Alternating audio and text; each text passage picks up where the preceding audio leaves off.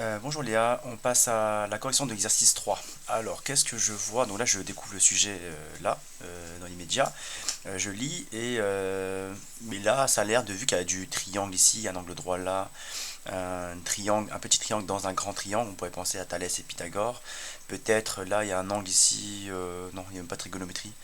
Donc Pythagore, Thalès, ça a l'air d'être ça. On va voir et on va voir ce que ça donne. Donc des bateaux participent à une régate. Ils doivent suivre le parcours suivant en gras et fléché sur la figure ci-dessous. Donc la figure qui là, on voit que sur ça, eh ben, il fait ce parcours-là, d'accord. Donc de départ D jusqu'à M, puis F, puis G et arriver à A. Et là, on donne quelques indications. FM mesure 10. Donc là, bien sûr, toutes les informations que tu peux au maximum, intègre ça sur le schéma. D'accord. Donc là, je ne vais pas écrire sur la feuille. Donc je vais faire ça. Donc je reproduis ça sur mon brouillon. Quelque chose comme ceci. On le fait rapidement. Ici, F et G. Et là, on sait que ça vaut 10 km. Ok, fais attention aussi dès qu'on écrit ça, dès que là j'écris ça, alerte rouge, il faut que tu fasses attention. Est-ce que tout le monde est dans la même unité ou pas? Parce que s'il y a des kilomètres, des hectomètres et des mètres et des centimètres, bah forcément ça fait un petit beau bazar. Il faut absolument mettre tout le monde sur la même unité. Sinon, ton calcul de Pythagore ou de Thalès, ça sera faux. Donc là, c'est bon. DF mesure, on a dit quoi? 6. Ok, là il vaut 10, là ça vaut 6. Et là j'ai un angle droit. L'angle droit, je pense qu'il est donné dans l'énoncé. Là, je pense que c'est pas toi qui l'as fait. MA est égal à 2 fois DM. Donc DM, il est là. Et bien, si on le multiplie par 2, cette longueur-là, on obtient la longueur de MA. Alors, ça veut dire que si là, imaginons que je prends un petit exemple, si là ça vaut, là il faut faire un petit exemple pour bien comprendre, si par exemple ça vaut 3, et ben lui il vaut 6. Ok, donc MA c'est le double de lui. Donc là, si j'ai ça, cette longueur-là, c'est le double de lui. D'accord. On ne sait pas c'est combien, mais ce sera le double. Donc c'est comme si je disais, là je mettais un petit marquage ici, et ben la longueur qui est là, ok, et ben ouais, tu vois, cette longueur-là, je ne connais pas, mais là je l'ai deux fois la longueur de DM. Ça veut dire ça. On comprend ça quand il écrit ça. Ok. Si tu as besoin, bah, tu fais quelques cas. Si DM il vaut 10, ben 2 fois 10 ça fait 20, donc lui il vaudra le double de DM. Donc voilà, DM je ne connais pas pour l'instant. Là, vu qu'il y a un triangle rectangle, il y a deux longueurs connues sur 3. En général, on peut utiliser le théorème de Pythagore pour calculer la troisième longueur, la longueur qui manque. Okay. Dès qu'on a ceci, lui on sait que MA, ça sera le double. C'est ce qui est écrit là. MA est le double de DM. Ok, ensuite il est marqué FDM. FDM est un angle de 90 degrés, en angle droit quoi. Et ben F appartient à FDG, d'accord, et M appartient à DA. Et FM est parallèle à G. Ok, donc là, bah, si on te dit déjà que là, il faut que ça soit bien clair, avant même de lire les questions ici, avant de lire ça, les questions qui sont en bas, et ben je sais déjà que là j'ai un trait en rectangle, et je sais déjà que là, ben, c'est un peu comme si j'avais déjà mes deux conditions réunies pour utiliser le terme de Thalès, parce que là j'ai bien un petit triangle dans un grand triangle, et les trois points ici sont alignés, parce qu'il y a écrit que M appartient à DA. Si M appartient à la droite DA, c'est-à-dire que les trois points sont forcément alignés. Pareil pour F, D et G sont trois points alignés. On sait aussi que FM est parallèle à GA. C'est donné dans l'énoncé là. Là c'est cadeau, on vous le donne. Là j'ai oublié une parenthèse je crois ici. Donc parenthèse fermante là. Ok, du coup là on est prêt. On a plus qu'à, il n'y a plus qu'à. Donc, première question, montrer que la longueur des M est égale à 8 km. Ok, ben là on va utiliser Pythagore parce qu'on nous demande que vaut ça en gros. D'accord, on calcule ça et il faut vérifier que ça vaut exactement 8 km. Donc là, vu que là on se positionne dans un triangle rectangle en D, et ben là, bon, je fais pas la rédaction, je te donnerai la rédaction sur une autre page. Là, je vais essayer d'aller assez vite, mais là, il faudra dire que DMF, c'est un triangle rectangle en D, et ensuite, ben, Pythagore. Quoi. Pythagore, d'après le terme de Pythagore, donc je précise DH, Pythagore, terme de Pythagore, et ben, je sais que je commence par l'hypoténuse toujours tout seul. Ok, lui, il est au carré tout seul tout le temps, 1000 cas sur 1000, qu'on ait l'hypoténuse ou pas, dans tous les cas, tous les cas, l'hypoténuse toujours tout seul. Okay, c'est ce que dit le terme de Pythagore. La longueur de l'hypoténuse au carré est égale à la somme. Donc la somme des deux autres plus petits côtés au carré. Donc df au carré, dm au carré. Ok, fm c'est 10, là j'écris, df je connais, ça vaut 6 au carré, j'ai oublié un carré, dm au carré. Ok, là j'ai juste remplacé. Première chose, on écrit bien ça comme il faut. On prend bien le temps de vérifier que tout est correct parce que si ça c'est faux, la suite c'est catastrophe quoi. Donc là, 10 au carré, ça me donne 100, là ça vaut 36, là je ne connais pas. Si moi je veux DM, il faudrait que je me débarrasse de 36, donc je fais moins 36 des deux côtés. Là je fais comme une équation, parce que c'est une équation, et je retire 36 des deux côtés. Donc ça me donne 100 moins 36. Soit on l'écrit, soit on l'écrit pas. Soit on écrit juste DM au carré, soit on peut écrire 36 plus DM au carré moins 36. Ok, dans tous les cas, 36 moins 36 ça donne 0. Ok, c'est comme si j'avais rien écrit là. Ok, ça donne ça. Là, ça me donne 64 qui vaut dm au carré. Et si dm au carré, un nombre au carré vaut 64, c'est forcément dm est égal à 8. Donc racine de 64 qui vaut 8. Okay, si on passe de là à là, ça va.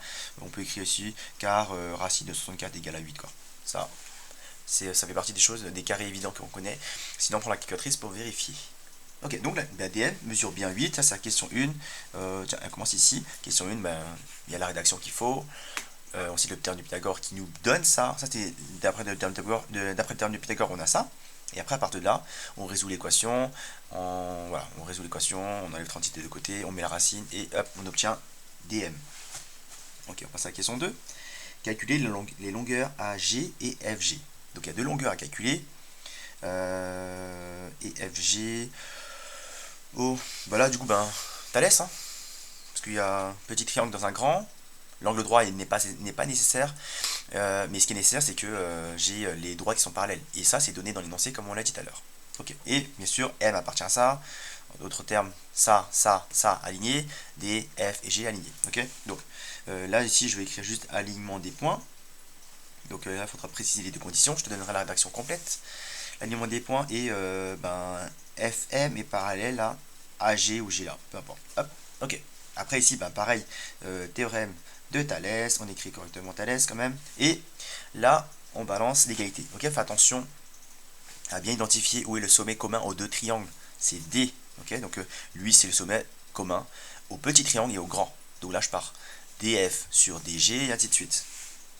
Attends, je vais écrire DF petit triangle sur le grand, DG, on change de côté, toujours petit sur grand, DM sur DA est égal à petit, c'est FM sur GA. Ok, donc là pareil comme Pythagore, cette ligne là, ce que j'entoure ici, ça vient de Pythagore, le terme de Pythagore c'est lui qui dit ça, ça c'est le terme de Thalès qui dit ça. Ok, donc à partir de là, dès qu'on a balancé ça, on peut commencer à remplacer et résoudre l'équation, parce que ça pareil c'est une équation. Même s'il y a le membre de gauche, le membre du milieu et le membre de droite, on va dire ça, c'est pas grave, on va faire avec. DF, est-ce qu'on le connaît ou pas? DF, oui, vaut 6. DG, je ne le connais pas, parce qu'il manque FG. Donc DG, je laisse tel quel. DM, est-ce que je le connais? Non, j'ai pas l'impression. Quoique. On peut quand même se débrouiller. On peut se débrouiller là, parce qu'en fait, je fais exprès de faire l'erreur. Enfin, c'est pas une erreur, mais un espèce de blocage. On va dire que DM, je l'ai pas. DA, je l'ai pas. Et FM, il vaut 10. Et GA, je le connais pas. Ok? Donc là, c'est un cas un peu particulier. Parce qu'en fait, on va dire que, entre guillemets, il n'y a pas de fraction qui est complète. Ok, il manque, si là j'ai celui-là connu, celui-là connu, et ben oui, donc je pourrais cacher la fraction de gauche et me concentrer, si je connais ça, je pourrais calculer AG en faisant le produit en croix. Par ici, je connais DM et je connais DA, je peux cacher la fraction de droite et faire un produit en croix pour obtenir DG. Donc là, en fait, on va dire qu'on ne connaît pas la longueur de DM, mais on connaît le lien entre DM et DA. Ok, je remontre ça. Entre DM et DA, il y a un lien. Et ben, on sait que DM, c'est la moitié de MA. Et ben, c'est-à-dire que DM ici, là j'ai bien mis le codage. Là j'ai un morceau, un autre morceau, un morceau. 3 morceaux de taille identique. Ok. Et ben, DM, c'est une longueur. Et DA, c'est 3 fois la longueur des DM. Ok, là j'ai bien un morceau, 2 morceaux, 3 morceaux. Et ben, DA, il vaut le triple de lui. Un petit exemple, si par exemple le DM lui vaut, je sais pas, on va dire 5, et bien là j'aurai 5 plus 5 plus 5. En d'autres termes, DA vaudra 15 si DM vaut 3. Si DM vaut par exemple 7, et bien là j'aurai 7, 7, 7. En d'autres termes, DA vaudra 21 et lui, 7. 7 sur 21. Ok? Donc si on fait qu'on fasse 7 sur 21 ou 5 sur 15, ou alors si par exemple je dis DM il vaut. Ah non, DM, on l'a calculé DM, je suis bête. DM, je suis bête, non, on l'a calculé. DM, on l'avait calculé. Si on n'avait pas calculé, donc je prends l'exemple dans le cas. Donc, j'ai même pas répondu à la question. La question 1 a été déjà corrigée, pardon. DM il vaut 8, pardon. Même si tu l'avais pas, même si tu n'avais pas la question 1, ce que tu peux remarquer ici, c'est que, eh ben, je peux très bien avoir ça. DM, tu vois, la fraction du haut, et ben DA, on vient de dire, DA ici, c'est le triple de lui. Et ben 3 fois DM. Ok, là j'ai bien un DM, un autre DM, parce que du coup ben, ça c'est la même longueur que DM, un autre DM. Donc là j'ai bien un DM, 2 DM, 3 DM. 3 DM pour la longueur de DA. Ok, si jamais tu as ce cas-là, ça peut arriver parce que c'est quand même niveau brevet, et ben ça vaut quoi? Ben, c'est comme si c'était ça en fait. D'accord, j'enlève un DM, j'enlève un DM, et ben ça vaut un tiers. Ok, la fraction vaudrait un tiers dans tous les cas.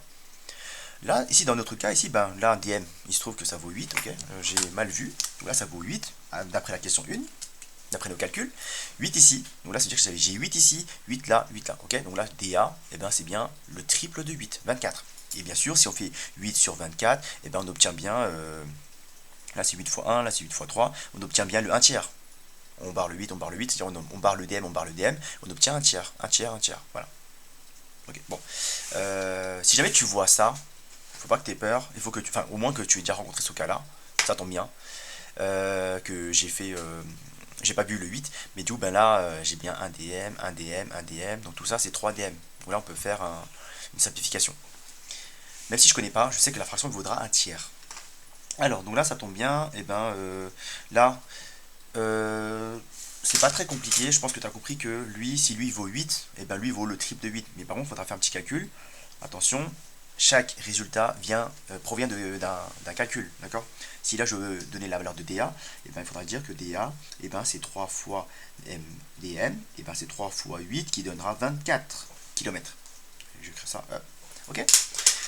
Donc, les trois fractions ici, ça donnera 6 DG est égal à 8 sur 24, pourquoi pas, on peut écrire un tiers, c'est pareil, 10 sur GA, ok? Donc là, pareil, on peut cacher la fraction de droite ici pour faire notre produit en croix, DG, après on prend la calculatrice, 6 fois 24 divisé par 8, ça donne un résultat, et ici, si je cache la fraction de gauche pour me concentrer sur GA ou AG, et ben, j'écrirai. Là, il ne faut pas oublier à chaque fois d'écrire qu'est-ce qu'on calcule, d'accord? On ne va pas balancer un résultat comme ça, là, le 6 sur 24 égale à, enfin, 6 fois 24 divisé par 8, après on balance un résultat, on ne sait même pas de quoi tu parles, d'accord? Il faut bien préciser de qui il s'agit. Là, on peut peut-être le faire de tête, lui c'est le triple de 8, donc ça fait 8 sur 8, ici x 3, ça me donnera 18. Ok, le 24 c'est comme un 8 x 3, j'enlève un 8 en haut, j'enlève un 8 en bas, il va rester le 3 fois le 6, 18. GA, et ben c'est 24 fois, enfin 10 fois 24, divisé par 8, là pareil encore une fois, là c'est comme un 8 fois 3, donc j'enlève un 8, il va rester un 3 fois 10 qui me donne 30.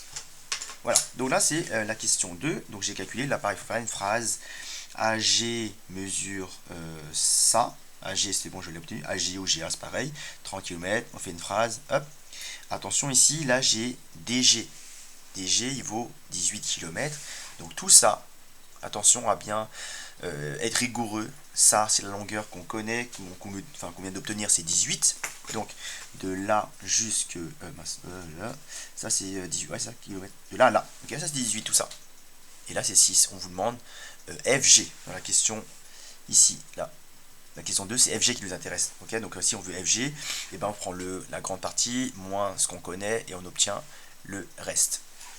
Donc là, pareil, il faudra faire un tout petit calcul, mais il faut le faire, le calcul, ok, même si c'est 18 moins 6, 12, on peut le faire de tête, pas de problème, un calcul tout bête, mais chaque résultat provient d'un calcul. Donc là, pareil, je vais rédiger au propre, mais il faudra écrire que FG, la longueur qui nous intéresse, est égale à quoi? La grande longueur des G moins la longueur qu'on connaît, DF, qui vaudra 18 moins ce 6 là, et effectivement, on trouve bien le 12 km. On fait une phrase ici, comme ça, c'est propre et nickel. Dernière question, on passe à l'exercice 3. Enfin, la question 3, en déduire la longueur totale. Donc là, maintenant, qu'est-ce qu'on a découvert? C'est que, bah là, ça vaut 18. Ce truc-là, je vais mettre en rouge ici. Attention de ne pas se faire piéger. Hein. Là, j'ai bien écrit 18, ça va de là jusque là. Donc là, ce petit bout-là, il vaut 12. Okay, donc 12, c'est ce petit morceau-là, c'est 6. Et le parcours, il partait de là jusque là, jusque là, on va jusqu'à là, et après on va arriver à la ligne A. Ok. Et bien, on fait la somme de tout ceci. On regarde ça à côté. Donc, le parcours, et ben, attends, on déduit la longueur totale de la régate en kilomètres, et ben, on fait dm plus mf plus fg plus ga. On vérifie bien qu'on a bien longueur, 4 longueurs, 1, 2, 3 et 4. Parfait. Et ben, il n'y a plus qu'à remplacer. Lui, c'est 8, mf ou fm, c'est 10, fg, on vient de le calculer, c'est 12, ga, on a obtenu, je ne l'avais pas écrit ici, c'est 30. 30 là, après la question 2 avec Thalès. Ok, on fait ça. On peut calculer astucieusement. Le 8 et le 12, ça fait 20. 20 et 30, ça fait 50. Plus 10, ça fait 60. 60 km. On fait une phrase et on a tout bon.